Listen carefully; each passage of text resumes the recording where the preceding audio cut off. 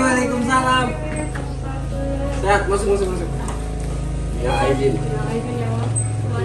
Mana aja? Berarti setahun. Tahun ya, setahun.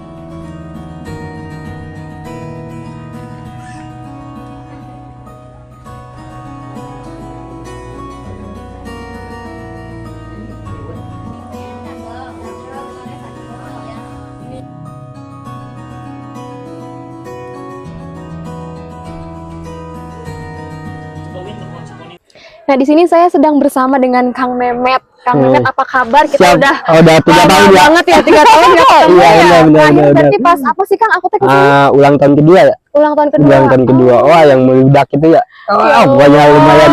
Benar-benar ada Udah Kak Tiara itu ramai banget. Alhamdulillah bisa lah ya. Iya, siap. Kang Memet, punten ya sebelumnya. Berarti Kang Memet teh di sini sebagai apa sih? Mungkin ada beberapa orang yang belum kenal saya. Boleh saya perkenalan? Boleh. Oke, perkenalkan nama saya Kang Memet. Kalau dipanggil nama asli mungkin nggak bakalan tahu ya. Panggil aja Kang Memet. Saya di Gunung Kuta sebagai pengelola. Seharusnya yang berada di sini itu bukan saya. Ada ketuanya namanya Kang Iwan. Berhubung Kang Iwannya jarang ada di base camp, yang standby di base camp itu cuma saya doang. Ya mau nggak mau, kebetulan Mbak ada Tiara ke sini. Ya saya langsung ngomong sendiri. Kang Memet sebagai pengelola Gunung Kuta di Kampung Ciberem. Nah, terus Kang Memet, untuk Gunung Kuta sendiri nih ya, sebelum pendakian seperti sekarang ini, dulunya tuh gimana sih? Bisa diceritain sedikit nggak sih sejarahnya? Kalau sejarah Gunung Kuta itu dulunya ya, Betul. dulunya di puncaknya ya, di puncak Gunung Kuta itu saya yang saya ingat ya. Yang saya ingat itu Mbak, boro-boro orang luar gitu ya. Warga sini aja udah sore jam 1 jam 12 itu udah nggak berani ke atas gitu. Ya jarang juga sih yang ke arah puncak Gunung Kutanya gitu. Soalnya ya dibilang rawan ya rawan juga. Waktu dulu itu soalnya lembat banget Mbak. Kalau untuk Gunung Kuta itu lebih tertutup soalnya. Waktu 2007 itu Gunung Kuta itu kebakaran juga, sempat kebakaran. Ya 2007 sama 2018 itu Gunung Kuta itu 2 kali ya gitu. Jadi kalau untuk sejarah Gunung Kuta dulunya emang bener nggak ada yang berani ke puncaknya gitu. Kalau untuk pertanyaan itu ya. Jadi masih benar-benar dijaga sama warga sekitar. Nah, ya benar. Kearifan lokalnya. Nah, ya benar. Menjaga kelestarian alamnya. Oke. Jadi cara masyarakat sini itu seperti itu ya Kak, ya, untuk benar. menjaga alam. Nah, ya benar. Terus kira-kira tuh dibuka tahun berapa sih Gunung Kuta ini? Kalau untuk Gunung Kuta kita dibuka 2019 bulan 6. Jadi 2019 bulan 6 itu kita buka jalur jatuh bangun lah Mbak. Namanya juga buka jalur, pas saya buka jalur itu langsung ada COVID. Oh, pas zaman Iya. COVID. Kita itu acara pas lagi COVID loh. Iya, pas dulu ya. Iya, benar. Oke. Jadi dulu itu first time aku ke Gunung Kuta itu diundang sama Kang Memet untuk ngisi acara anniversary di sini. Anniversary kedua di Itu Gunung kesan Kuta. pertama Iya, dan iya benar. wah ternyata di Bogor tuh masih ada gunung ya, meskipun nggak terlalu ini ya Kang, tapi memang bener-bener apa ya, dijaga banget dari segi alamnya, terus kelestarian alam segala macam, dan masyarakat sini juga bener-bener apa ya, dalam artian tuh kayak bener-bener menjaga banget Iya ya, benar. melindungi. Alhamdulillah lah kalau untuk saat ini warga sini masih bisa manfaatin dari hasil buminya gitu, dari hasil alamnya. Untuk sementara saya masih salut sama warga sini, masih dijaga lah gitu. Oke.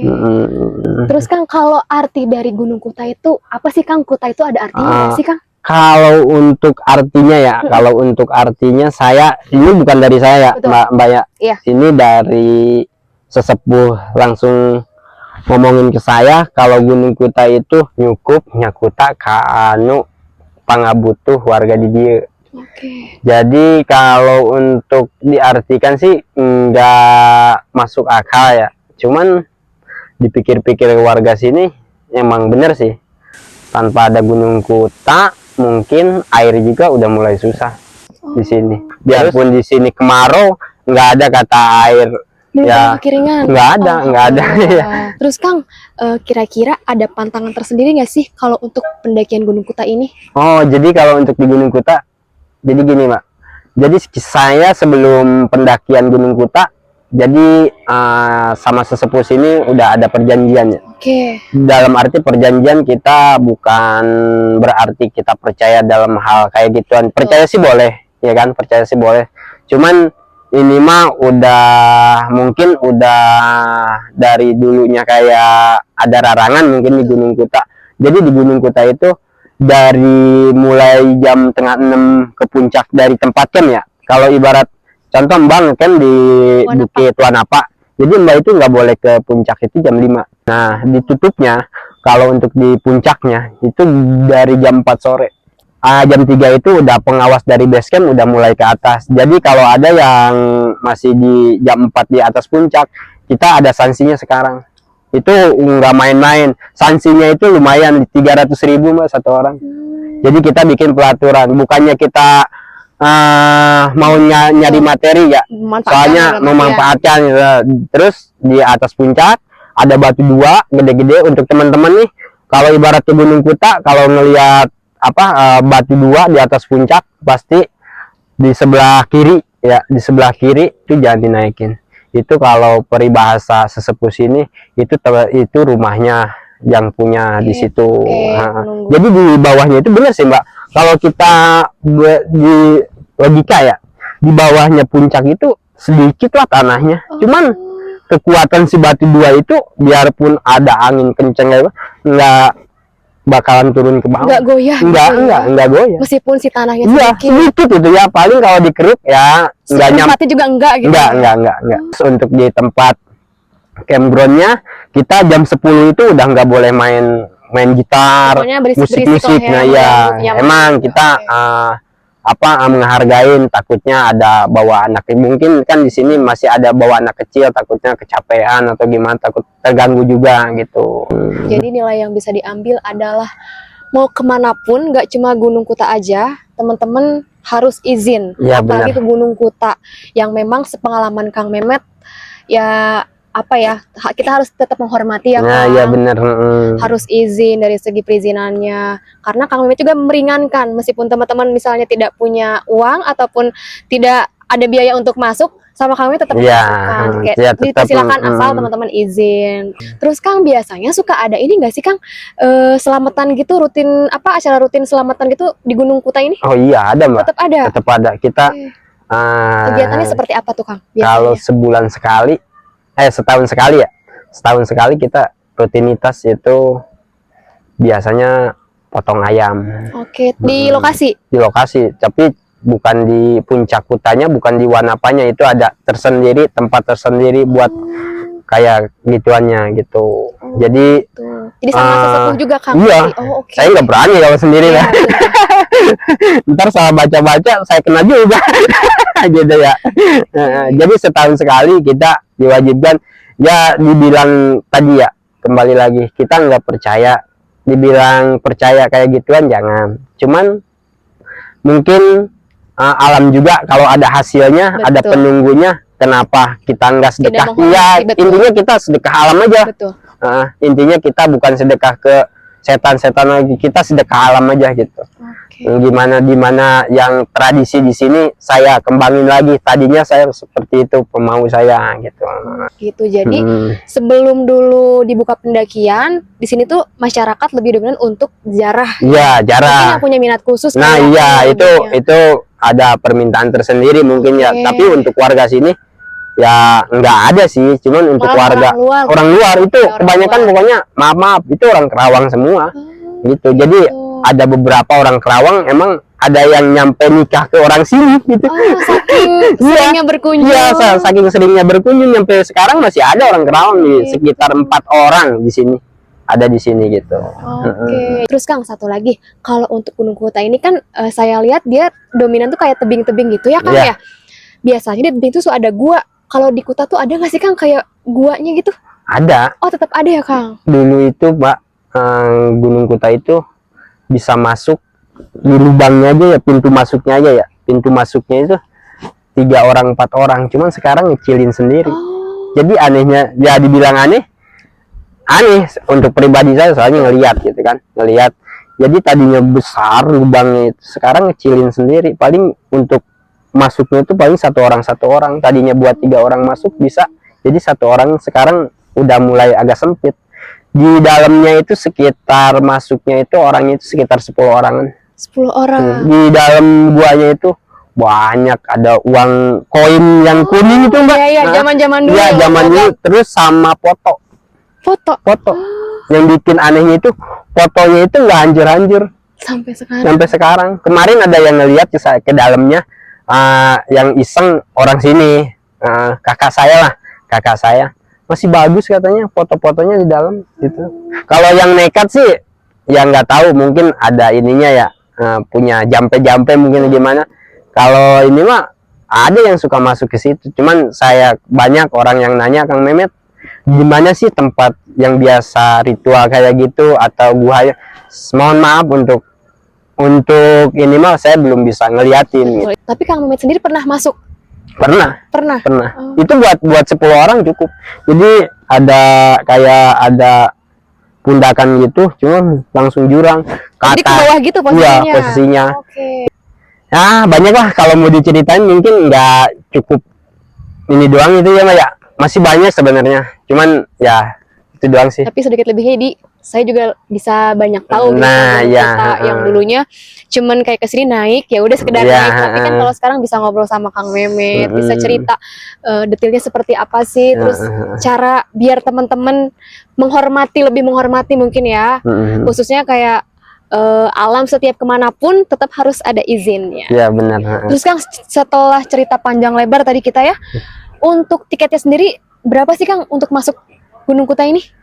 Gimana ya kalau untuk tiket masuk, kalau normal sih 20.000 ya, 1 orang 20.000, parkir motor 10.000.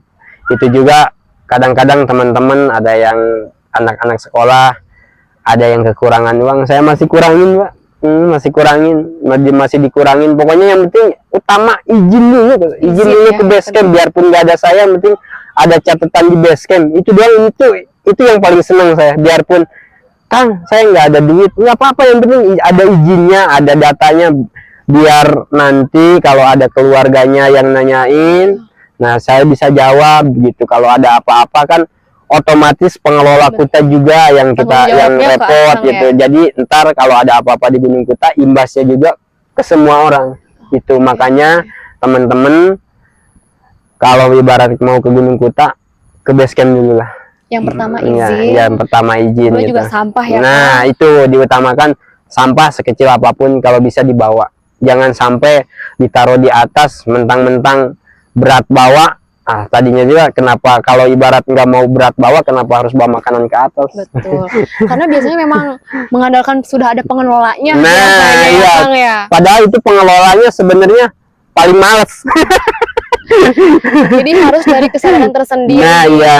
Gitu, teman-teman. Jadi Kang Mehmet, terima kasih Oke, banyak nih siap, kita Ma. sudah cerita panjang Apalagi saya lebar. nih udah didatangin, aduh Mbak Tiara nih. Terima kasih banyak sudah Siap, berbagi siap, cerita siap, tentang siap. Gunung Kuta, sejarahnya seperti apa. Semoga next time aku bisa mampir ke sini lagi. Siap, mudah-mudahan panjang umur ya. Amin ya Allah. Mudah-mudahan juga teman-teman bisa lebih apa ya? Minimal ada izin lah ya, Siap. apapun, dan lebih menghormati alam sekitar gitu. Jadi Kang Mehmet hatur nuhun Siap. pisan. Sampai ketemu lagi. Siap. Oke teman-teman, jadi kita start di pendakian jam 5:17. Kita start di ketinggian dari berapa nih, bentar? Dari ketinggian 800 mdpl. Nah, sebelum kita memulai, gimana sih Kang awalnya tuh Untuk ngisi di start di Gunung Kuta? ya, jadi untuk ngisi simaksi di sini, rute nanti dijelasin di peta ini. Oke, jadi sekarang saya tulis dulu ya. Ya, Oke, kita tulis dulu namanya. Ini 4 orang. Gor, jangan ngadeg deh. yuk. Untuk rute nanti dari base camp sini ngetreknya ke atas lagi ya. Oke. Ke atas, ikutin jalur beton ini lagi. Di atas kan ada gerbang Curug Mariuk tuh, yang banyak pelang, ada bak warna biru juga. Oke. Masuk ke situ ke kanan. Nah, dari gerbang Curug Mariuk terus ke depan, ikutin jalur, nanti ketemu kali kecil ngelintas jalan. Patokannya kali kecil ya. Di dekat kali kecil di sini ada pertigaan. Ke kanan buat ke Curug, ke kiri buat ke Kuta. Jadi ambil yang ke kiri. Pos 1 ada belok kanan, udah jelas ya, udah nggak ada percabangan. Oke. Tinggal ikutin jalur ke atas, nanti tembusnya ke pos 2. Oh, langsung ke pos 2. Siap. Oke deh. Jadi teman-teman, kalau misalnya kita mau ke Kuta, kita regis dulu seperti biasa. Untuk biayanya 20.000. Ya. Untuk parkir motor 10.000. Nah, nanti di sini kita dijelasin untuk rutenya, jalurnya seperti apa. Setelah itu izin baru kita jalan. Oke, terima kasih Kang. Siap. Saya jalan dulu ya. Hati-hati Kak. Oke.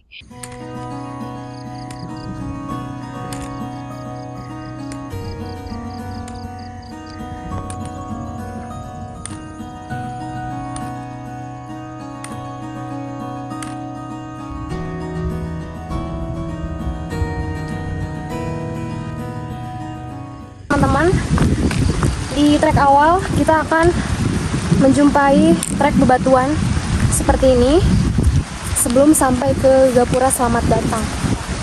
Dan kondisi cuaca sekarang hujan lumayan deras, jadi kita harus cepat-cepat cari tempat berteduh karena ini baru mulai banget. Di depan udah ada gapuranya, kita harus langsung.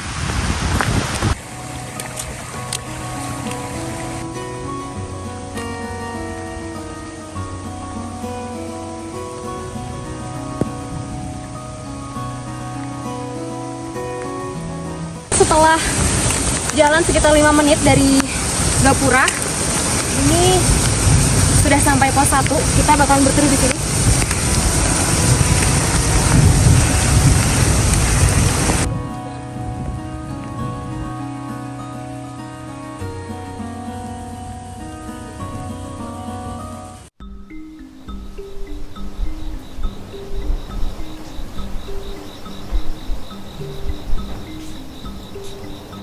Teman-teman, ini kondisi di jam 6. Kondisinya hujan besar, lumayan deras dan kabut. Jadi kita sekarang sambil nunggu maghrib, kita berteduh dulu sambil minum dan istirahat sebentar. Baru setelah hujannya agak reda, kita meneruskan perjalanan ke pos 2.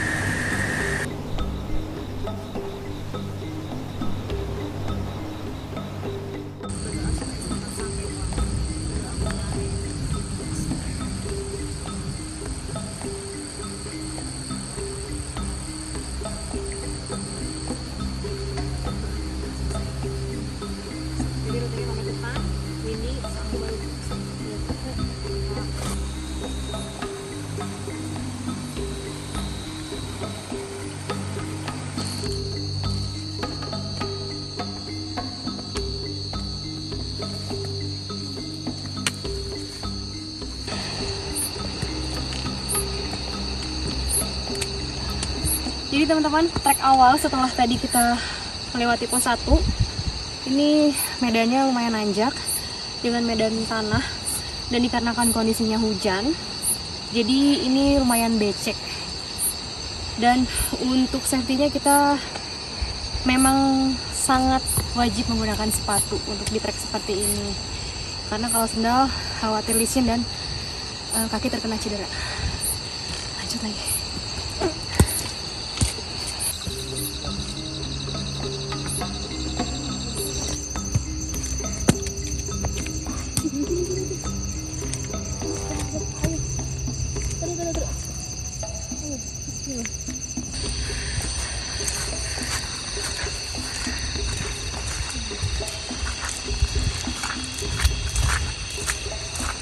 Oke teman-teman, ini sekarang kita sudah masuk di lorong di kebun kopi. Kita bakal lanjut jalan dan jangan lupa harus bro.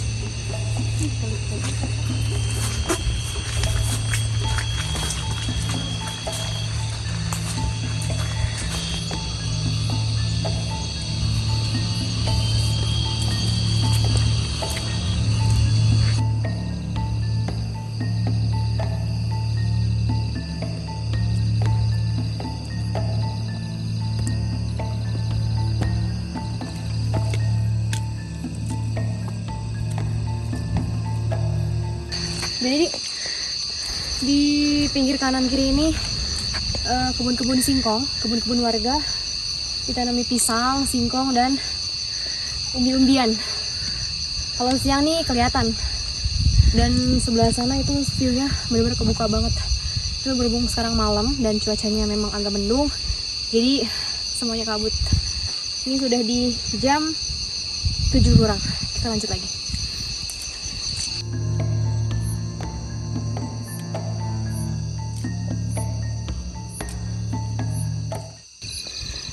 Teman-teman, ini di jam 7 kurang kita sudah sampai di vegetasi terbuka. Nah, tandanya sebentar lagi kita bakal sampai di pos 2. Di depan ada saung lagi. Kita bisa beristirahat sejenak. Langsung setelah itu lanjut jalan lagi menuju Bukit Wanapa. Oh ya, untuk informasi ketinggian, di sini kita sudah memasuki ketinggian 918 setelah mulai start pendakian itu di ketinggian 805. Oh, lumayan, masih cukup jauh ya ternyata. Yuk kita lanjut lagi. Oke teman-teman, ini sudah di jam 7 pas, kita sudah sampai di pos 2 nih. Posnya seperti ini, ada gubuk, kita bisa istirahat sebentar. Pos 2 ini di ketinggian 920 mdpl.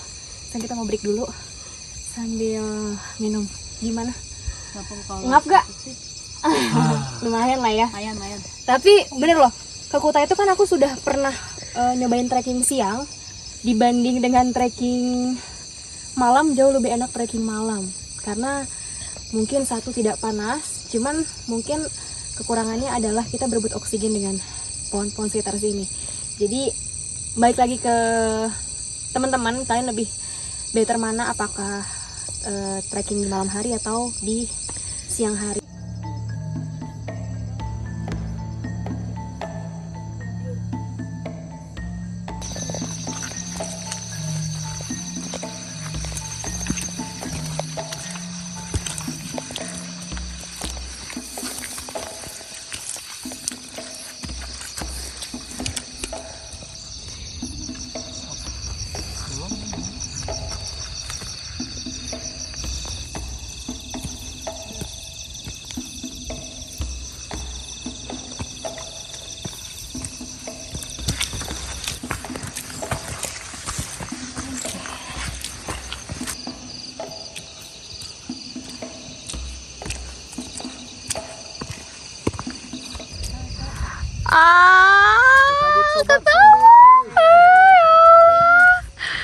Aduh, gimana guys akhirnya? Masya Allah. Sama siapa? Sendiri? Demi naon? Demi Allah. Itu yang baru dak Cileung sih. Si eta mah.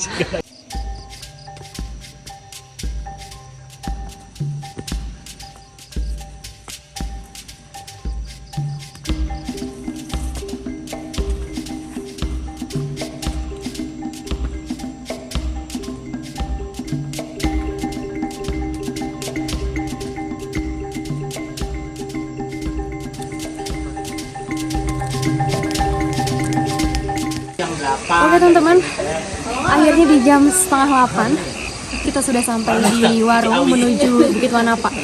Jarak dari warung untuk sampai tempat camp itu sekitaran 10 menitan kurang. Jadi sekarang kita mau istirahat dulu di warung. Setelah itu, setelah makan segala macam, baru lanjut ke Bukit Wanapa untuk buka tenda segala macam. Dan untuk warung ini ketinggiannya di 982 mdpl. Tadi kita jalan dari 920 ke pos 2. Sekarang mau istirahat sambil makan.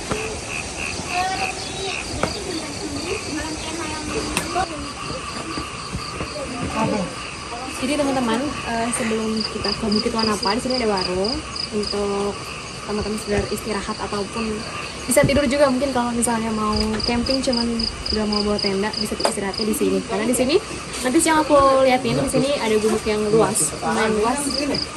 Dan kita mau jajan. 3 tahun ya, aduh ibu baru ketemu lagi. Alhamdulillah. Masih inget ya? Ingat Masih ada acara Iya.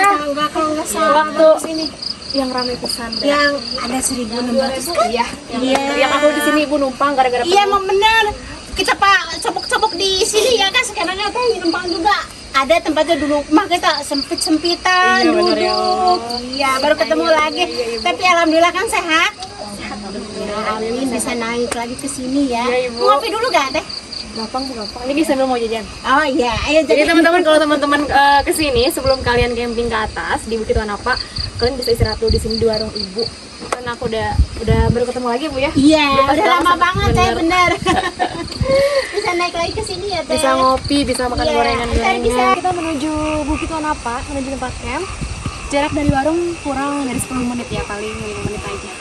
Kita mau mendirikan tenda, lanjut masak, baru paginya kita summit ke puncak Kuta. Ini treknya lumayan menanjak banget. Pak, sekarang kita sudah sampai di Bukit Wanapa di jam 8, karena tadi kan kita sempat break di warung itu sekitar setengah jam untuk nyemil dan istirahat sebentar.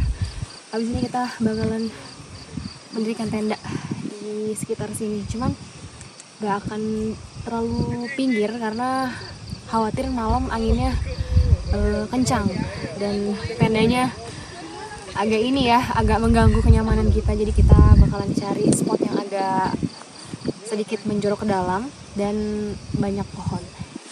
Jadi ikutin terus.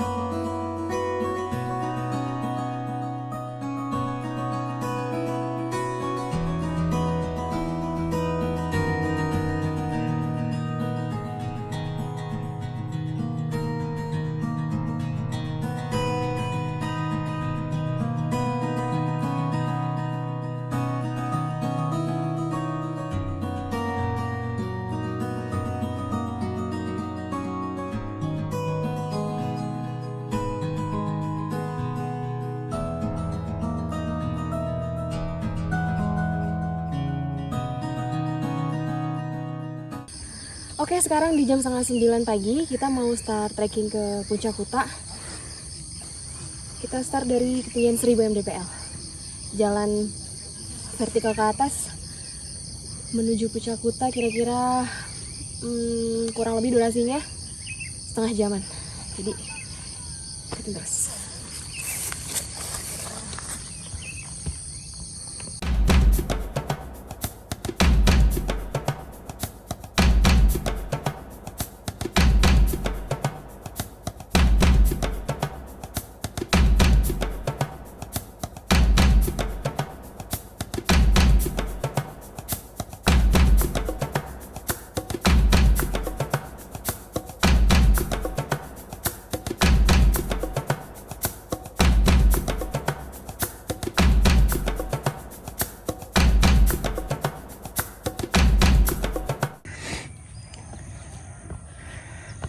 Jadi teman-teman, untuk trek awal kita akan langsung dikejutkan dengan trek yang menanjak, bener-bener pol-polan menanjak. Habis itu kita akan menemukan dataran di atas. Semangat, bisa kelihatan nggak? Nanti kita bakalan ke sana, puncaknya lagi di sana.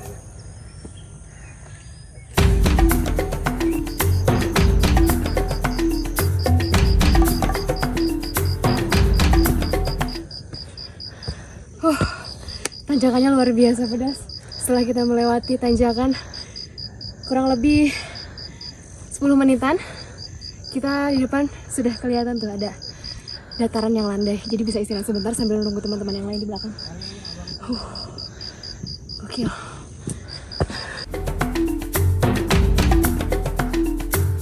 Nah teman-teman, sepanjang trek menuju Puncak Kuta banyak sekali ditemukan daun gatal. Jadi buat teman-teman yang mau ngetrek ke Gunung Kuta, diwajibkan minimal pakai celana panjang agar tidak terkena duri-duri kecil dari daun ini karena bisa menyebabkan gatal.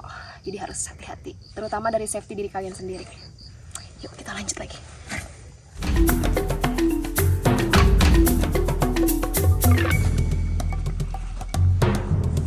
Nah setelah kita menemukan pelang seperti ini ada pertigaan, jalur ke kanan. Ini lurus, jadi kalau teman-teman mau ke Puncak Kuta, teman-teman bisa pilih jalur yang kanan. Dan kalau teman-teman mau ngetrek ke Curug, bisa pilih jalur yang lurus. Ini ke Curug Mario. Pertigaan ini kita sudah sampai di jam 9 kurang. Setelah kita menemukan dataran seperti ini tandanya bentar lagi akan sampai puncak. Nah teman-teman, jadi di sini di belakang saya ada gubuk. Ini gubuknya sudah roboh, dulu digunakan sebagai shelter para pendaki untuk istirahat. Disebutnya Pondok Penebang. Kita habis ini bakalan start lagi untuk menuju Puncak Kuta karena estimasi waktunya sebentar, dari sini jaraknya deket banget. Jadi nanggung kalau kita istirahat.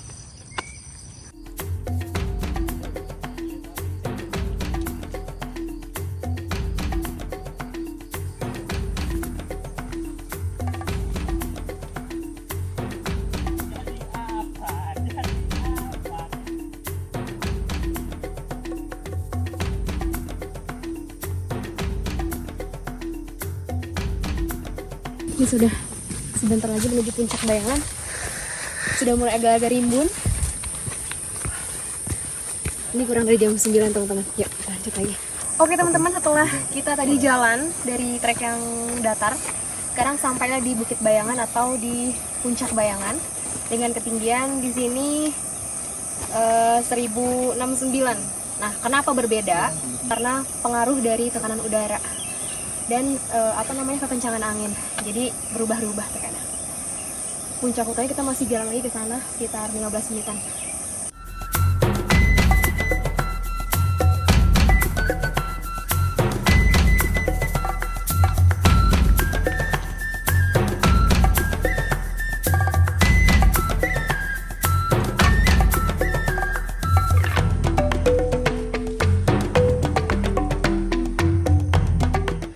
Oke teman-teman, akhirnya di jam 9 kita sudah sampai di Puncak Kuta dengan ketinggian 1050 mdpl. Setelah sekitar 30 menit start dari Bukit Wanapa, akhirnya sampai juga di Puncak Kuta. Bisa dilihat teman-teman. Cuman sekarang cuacanya agak-agak mendung, sedikit berkabut, jadi nggak kelihatan full belakangnya. Dan kalau teman-teman mau kesini jangan lupa sampahnya dibawa pulang lagi dan patuhi peraturan yang dibuat oleh pengelola gunung tersebut. Terima kasih. Nah teman-teman, jadi di belakang saya ini ada batu belah yang kemarin Kang Mehmet bilang kalau batu belah ini tidak boleh diinjak ataupun kita jalan ke atas sana, karena memang sudah ada larangannya dari bawah dan sudah peraturan warga setempat untuk tidak menginjak batu belah tersebut. Jadi kalian kalau mau ke Kuta, patuhi peraturannya apapun, dan jangan pernah untuk mencoba-coba apalagi kayak asaran gitu. Jadi benar-benar harus dijaga dan ya ikutin aja aturan warga setempat. Gitu.